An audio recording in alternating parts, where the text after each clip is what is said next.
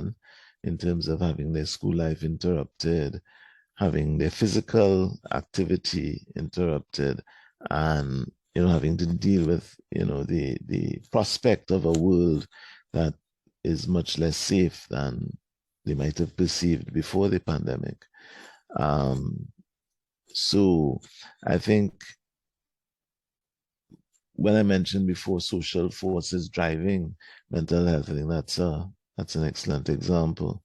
So it's really mitigating those influences, nurturing positive self-image, nurturing physical activity, nurturing health, more generally, eating healthily, not engaging in destructive habits, feeling more motivated to develop oneself in a way that would add to the benefit for the community that you live in. I think nurturing those kinds of things would be the way. More generally, more specifically, I think it's being able to identify the people at risk. Again, as I mentioned before, the people who are at the lower end of the socioeconomic ladder would be a good place to start.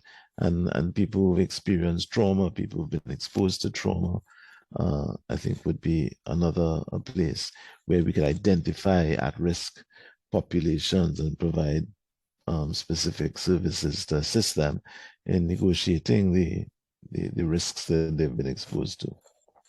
Thank you. Thank you. If you had a checklist of, what parents could actually just see, what would that checklist in terms of suicidality or behavior, what would that checklist look like? C or C? No, see, like if I'm looking at a child and I'm looking for certain behaviors, because the child isn't talking to me, maybe in some cases, children who shared that they have thoughts of self-harm and they've actually inflicted it, they were terrified of telling their parents because it was like tabooed with regard to their religion. You know, they were afraid that their parents would be angry. They were afraid of adding to their parents' stress levels.